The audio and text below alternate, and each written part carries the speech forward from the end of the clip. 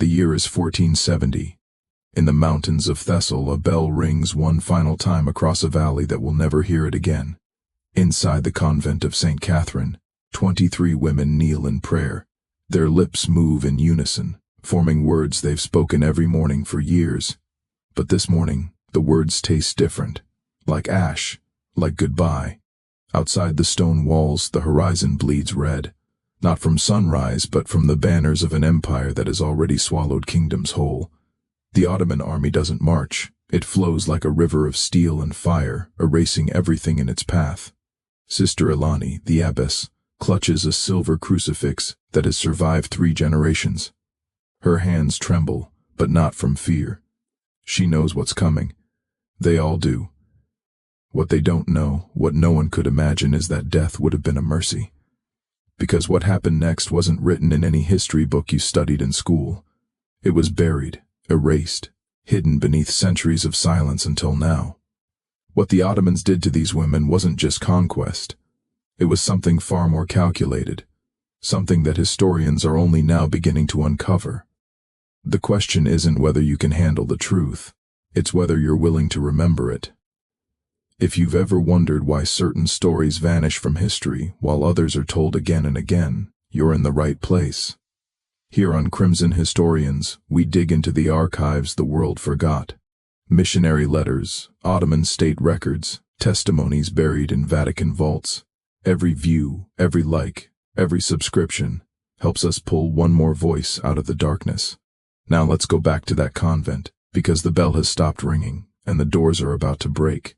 To understand what happened to these nuns, you need to understand the machine that consumed them. 17 years earlier, in 1453, Constantinople had fallen. The jewel of Christendom, the city that had stood for over 1,000 years, gone in 53 days of cannon fire and blood.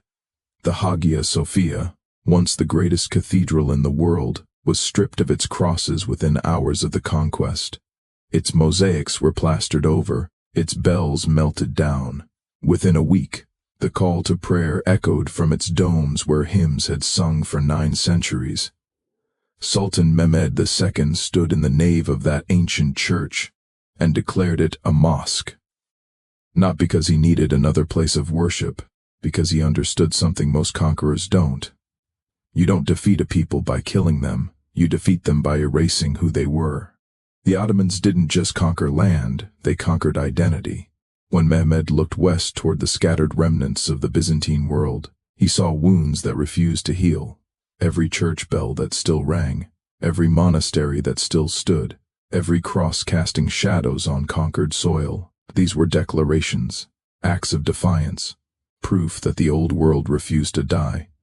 And every nun who still prayed in Latin was a living reminder that faith could outlast armies. So the Sultan made a decision. If they will not convert, they will disappear. Not through massacre. Massacre creates martyrs.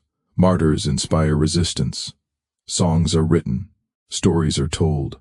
The dead become immortal. The Ottomans had perfected something far more elegant. Something that left no songs, no stories, no memory. Erasure. By 1470, this strategy had been tested across the empire. Greek monasteries in Morea, Serbian convents in the Balkans, Armenian churches in Anatolia. They didn't burn them all. They converted some, abandoned others. But the pattern was always the same. First came the offer. Then came the silence. The convent of St. Catherine, perched on a hillside in Thessaly, far from any garrison or ally, was about to become another test case, another footnote in an empire's expansion. But these women didn't know they were footnotes. These weren't warriors, they were women who had spent their entire lives in silence and prayer. Their weapons were rosaries, their armor was faith. Most of them had never seen a soldier, never held a blade, never imagined they would need to. Sister Ilelin had been ABB for 12 years. Before that, she attended the sick in a village that no longer existed, swallowed by plague in 1448. She came to the convent not to escape the world, but to make sense of it. Sister Magdalena was 19. She had taken her vows only 2 years before. Her hands still bore the calluses from her father's farm. She joined the convent after her family was killed in a raid. The convent was the only place she had felt safe since. Sister Theodorus was 70. She had outlived 2 abbesses, an emperor, and more wars than she could count. She had stopped fearing death decades ago. But none of them had ever faced this. If this moment in history doesn't move you to learn more, you might be missing the lesson our ancestors died to teach. That the most dangerous thing you can do in the face of power is refuse to forget who you are. Now, let's watch what happens when faith meets empire. The first cannonball hits just after dawn. It doesn't strike the chapel, it strikes the bell tower. The sound is apocalyptic. Stone explodes into the air, iron shrieks against iron. The bell that is rung every morning for 140 years shatters mid-swing, and the pieces rain down onto the courtyard where the sisters grow herbs for healing. The same hands that tended those plants now cover their ears, trembling. Sister Allelyn doesn't scream. She stands, crucifix raised high, and begins to sing. The Kyrie Elas, Lord have mercy. One by one, the others join her. 23 voices rising against the roar of an empire. But empires don't listen to songs. By midday, the gates are breached. Ottoman soldiers pour into the courtyard, not with swords drawn, with ledges, quills, ink pots. They move through the convent like clerks, not conquerors, counting, recording, cataloging. Because to the Ottomans, these women aren't people, they're assets. A translator steps forward, a Greek man who once lived in these hills. His voice shakes as he reads from a scroll, and you can hear the shame buried in every word. By order of Sultan Mehmed II, all subjects of the conquered territories must submit to the authority of the Sublime. Those who convert will be granted protection. Those who refuse will face the consequences of rebellion. Sister Eleni steps forward. Her face is calm, almost serene. She speaks not to the soldiers but to the translator in Greek so clear that everyone understands. Tell your Sultan that we have already given our lives to a king. We have nothing left to surrender. The officer in charge, a man named Hassan Pasha, whose name appears in Ottoman military records from the 1470 Athelian campaign, doesn't respond with anger. He responds with something far more chilling, a smile, because he knows something the nuns don't yet understand. The Ottomans have perfected the art of breaking people without killing them. That night, the women are locked inside their own chapel. No food, no water, just darkness and the sound of soldiers outside, laughing, eating, living. While they wait to see who breaks first, 2 sisters, younger ones from Corinth, begin to weep in the corner. Their sobs echo off the stone walls. But Sister Magdalena, barely 20 years old, begins to whisper a psalm. The Lord is my shepherd, I shall not want. Then another. Though I walk through the valley of the shadow of death, I will fear no evil. Then another, and slowly the weeping stops. This is the moment the Ottomans underestimated them. These women had spent their entire lives preparing for suffering. Fasting, vigils in the cold, hours of silence, submission to something greater than themselves. What the soldiers saw as torture, the nuns saw as their daily discipline. But Hassan Pasha is patient. He has seen this before. In Maria, in Wakia, in the ruins of Serbian monasteries where monks thought their faith would save them. Faith is like a candle, he once wrote in a letter to the Sultan, still preserved in the Topkapi palace archives. It burns brightest just before it dies. He's about to test that theory. On the second day, the doors open. A servant enters with bread and water. Real food, clean water. He sets it down without a word and leaves. The nuns stare at it. Their throats are dry, their stomachs hollow. The younger sisters look to Eleni, desperation in their eyes. Sister Theodorus, the eldest, speaks first. They want us to take it, to feel gratitude, to soften. Elaine nods. Then we fast. They don't touch the food. By the third day, their lips are cracked and bleeding. Their hands shake. The younger sisters can barely stand, but they don't break. Hasan Pasha watches from the courtyard, arms crossed.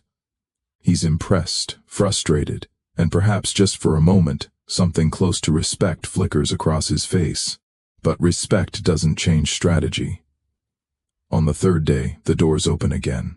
This time, it's not a servant, it's Hasan himself. He speaks in Turkish, and the translator follows behind him like a shadow. You are not criminals, you are not enemies, you are simply mistaken. The Sultan is merciful. He offers you new lives, new names, protection. All you must do is speak the words. Silence. Or you can come with us to Constantinople. There the Sultan himself will hear your case. Perhaps he will be moved by your conviction. He pauses, lets the word settle, but the road is long, and the weak do not survive it. It's not a threat, it's a promise. Sister Alelen looks at her sisters. Some are barely conscious. Some are praying with their eyes closed. Some are staring at the floor, trying to find strength in the stone. She turns back to Hasan. We will walk. The smile returns to his face. Good. We leave at dawn. That night the nuns hold each other in the darkness. No one speaks, but Sister Magdalena begins to humbly. A hymn they sang at vespers. One by one the others join her. Outside the soldiers hear it. Some of them pause. Some of them look away. One of them, years later, will tell his grandson about the women who sang themselves to death. But that story will be forgotten too. For now, the hymn rises through the cracks in the chapel walls and drifts out into the night. A prayer, a plea, a declaration. We are still here. They leave at dawn on the fourth day. 23 women, hands bound with rope, walking south toward the coast. No carts, no horses, just their feet and the dust and the sun that shows no mercy. The soldiers don't rush them. They don't need to. The road itself is the punishment. By the second day, Sister Irene collapses. She's 62. Her knees have been failing for years. She tries to stand, but her legs won't hold her. The soldiers don't wait. Sister Magdalena and another nun, Sister Anna, lift her between them and carry her for the next 3 miles. When they finally stop for the night, Irene is unconscious. By morning, she's gone. They bury her by the roadside with their hands. No tools, no ceremony, just dirt and whispered prayers. The soldiers watch. They don't stop them. Hasan Pasha makes a note in his ledger. 22 remaining. On the fourth day, it happens again. Sister Callista, who hasn't spoken since the siege, simply stops walking. She sits down in the middle of the road, closes her eyes, and doesn't get up. They leave her there. By the time they reach the port of Volos 7 days later, only 18 remain. But something happened on that road, something the Ottomans didn't anticipate. The nuns stopped weeping, stopped begging. They walked in silence. But it wasn't the silence of defeat. It was the silence of women who had already made their choice. Sister Eleni had been walking at the front of the line, leading them even with her hands bound. But on the morning of the 7th day, Hasan Pasha calls for her. She's brought to his tent alone. What happens next isn't described in Ottoman records. It's described in a letter from a Venetian merchant who witnessed the aftermath. A letter discovered in 2003 in the archives of Drovnik. He writes, I saw them bring her back at dawn. She could not walk. Her eyes, God forgive me, her eyes were open, but she was not inside them anymore. They dressed her in silk and paraded her through the camp as a convert. But when I passed close, I heard her lips moving. She was still praying in Latin, silently. She had not broken. They had simply taken her body and left her soul to wander. This is the Ottoman strategy that history doesn't teach you. They didn't want martyrs. Martyrs inspire resistance. Songs are written, stories are told, the dead become saints. They wanted ghosts, women who would walk, talk, eat, breathe, but would never be whole again. Living proof that rebellion was futile. Living warnings to anyone who thought faith could stand against empire. Sister Alelen walked with them the rest of the way to the coast. But she never spoke again, never looked anyone in the eye. She was there, but she wasn't. The younger sisters wept when they saw her. The older ones just prayed harder. At the port of Volos, they're loaded onto a galley, a massive warship with rows of benches and chains bolted to the wood. This is not a passenger ship. This is a vessel designed for control. Slaves, prisoners, cargo. The nuns are chained to the benches, wrists locked to iron rings. A ship's manifest discovered in 1987 in Istanbul's Topkapi Palace Museum lists them not by name, but by number. Religious captives, female 18, destination imperial household purpose, domestic service and conversion. That word service is doing a lot of work. The voyage lasts 12 days. The sea is not kind. Storms lash the deck. Salt spray stings their cracked lips. The ship pitches and rolls, and the women who have never seen the ocean vomit until there's nothing left. At night, the youngest, Sister Magdalena, whispers psalms beneath her breath. Her voice is faint, barely audible over the crashing waves. But the other prisoners, Greeks, Serbs, Italians, men and women chained beside them, turn their heads to listen. For a moment the sea seems to still. When the ship finally enters the Bosphorus, the sisters see the skyline of Constantinople rise before them. Domes, minarets, walls that seem to stretch forever. The city gleams in the dawn light like a blade. For centuries it had been called the city of the world's desire. Now it would become their cage. From the docks their march through narrow streets lined with merchants, soldiers and slaves. People stop to stare. Christian nuns among the captives are a rarity, even in an empire built on conquest. This is unusual. They're led past the ancient walls, through the imperial district, past gardens where fountains sing and peacocks scream, and then in the shadow of Hagia Sophia, the great church that is now a mosque, they're forced to stop, to kneel. As the call to prayer echoes from the minarets, one of the sisters whispers, "We are home, but it is no longer ours." They're taken to the palace, but not to the grand halls, not to the courtyards where ambassadors walk and vassals conspire. They're taken beneath down stone steps that spiral into darkness, through tunnels that smell of damp and decay to a place that doesn't officially exist. If you're still watching, it's because part of you knows this story needs to be told. Subscribe to Crimson Historians, not for us but for them, for the voices that were swallowed by silence. Now let's follow them into the dark. Beneath Topkapi Palace there's a network of tunnels that tourists never see.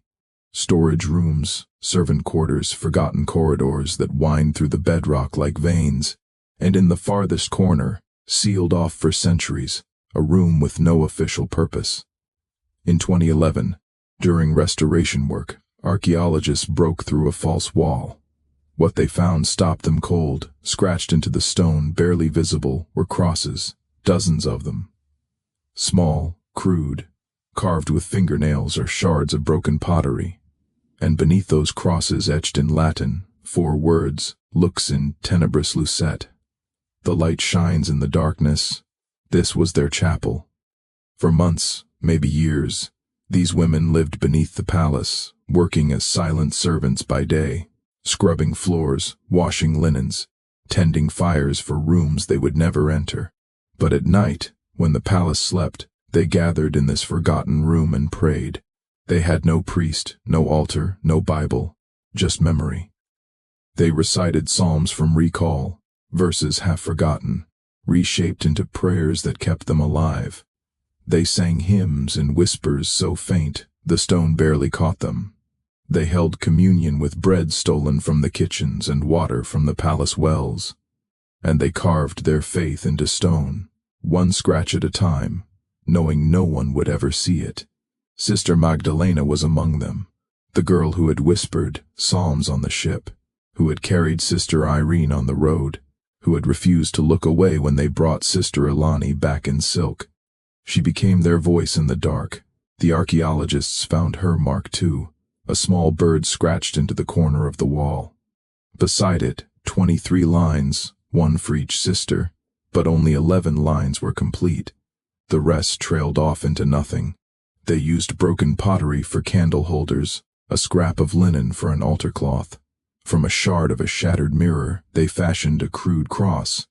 In this secret chapel, they gathered each night after the palace slept. No hymns, no sermons, only whispers. Each woman knelt and shared a memory. Her home, her church bell, the warmth of bread before dawn.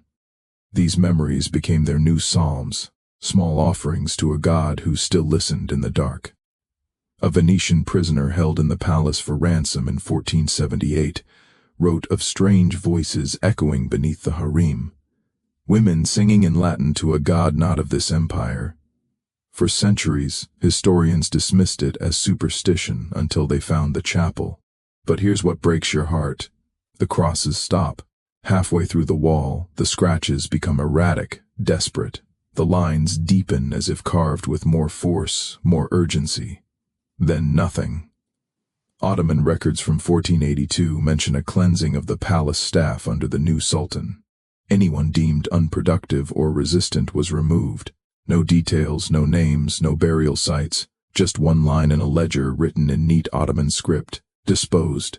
The nuns of St. Catherine vanished from history. 18 women who had walked 7 days through hell, who had crossed the sea in chains, who had carved prayers into stone in the dark. Gone. But their chapel remained.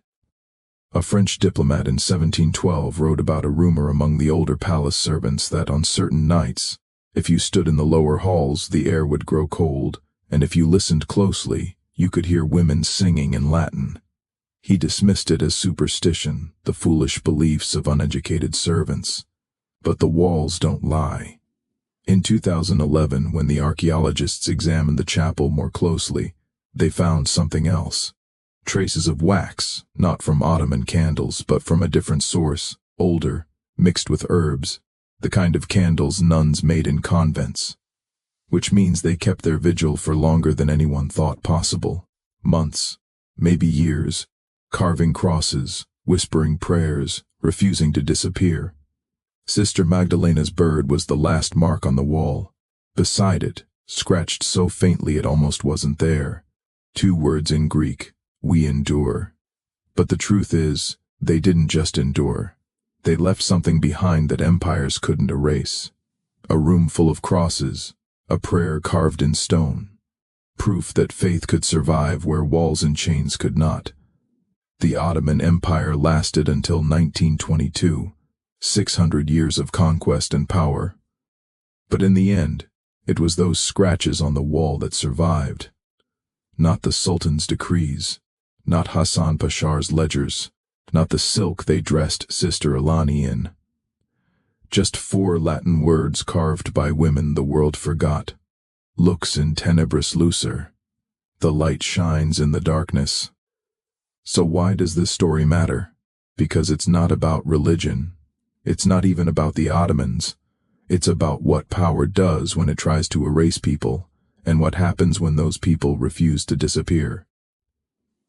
The Ottoman Empire lasted 600 years. They conquered 3 continents. They rewrote maps, languages, entire cultures. They turned the greatest cathedral in Christendom into a mosque. They ruled from the gates of Vienna to the deserts of Arabia. But they couldn't erase 18 women who scratched prayers into stone. Think about that. An empire with armies, cannons, endless resources, and the will to reshape the world against women with nothing but fingernails and faith. And the women won not in the way empires measure victory. They didn't reclaim their convent. They didn't convert their captives. They didn't live to see freedom. But they left a mark. History is written by the victors. But memory is written by the survivors.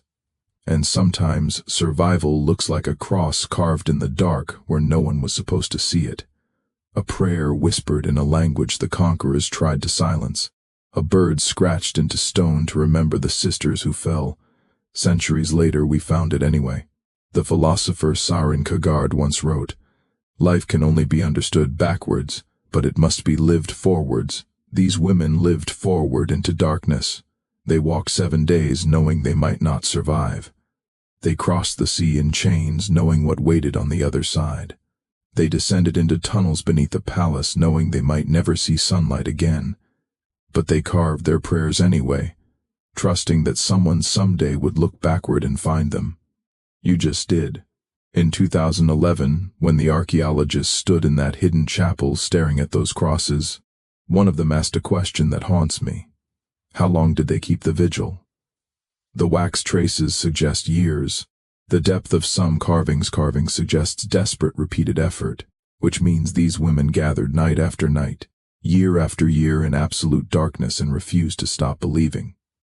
Even when sisters disappeared, even when the scratches on the wall stopped growing, even when hope should have died, they kept carving. That's not just faith. That's defiance in its purest form.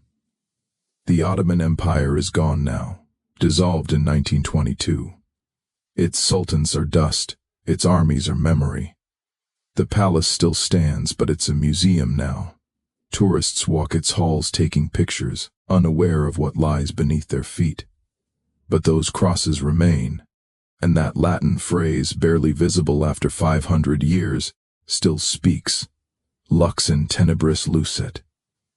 The light shines in the darkness. It's from the Gospel of John, a verse about light that cannot be extinguished, about truth that survives, even when everything else is taken away. Sister Magdalena carved those words knowing she would never leave that palace, knowing her name would be forgotten, knowing the world would move on without her. But she carved them anyway because she understood something that empires never do. You can conquer land. You can rewrite history. You can erase names from ledgers and bury bodies in unmarked graves. But you cannot kill what people carry inside them. And you cannot silence what they carve into stone. You've just witnessed one of history's darkest truths. If stories like this remind you how fragile humanity is, how easily voices can be erased, then subscribe to Crimson Historians and keep the past alive. Because some voices deserve to be heard, even if they were silenced centuries ago, especially then. The nuns of St. Catherine were meant to disappear. That was the plan. Erase them, break them, turn them into ghosts or converts or footnotes in Ottoman ledgers. But they didn't disappear. They're still here in those crosses, in that Latin phrase in the chapel that archaeologists found 500 years later. And now they're here with you, because you listened, because you remembered, because you refused to let their silence be the final word. Lux interbris lucer. The light shines in the darkness, and the darkness has not overcome.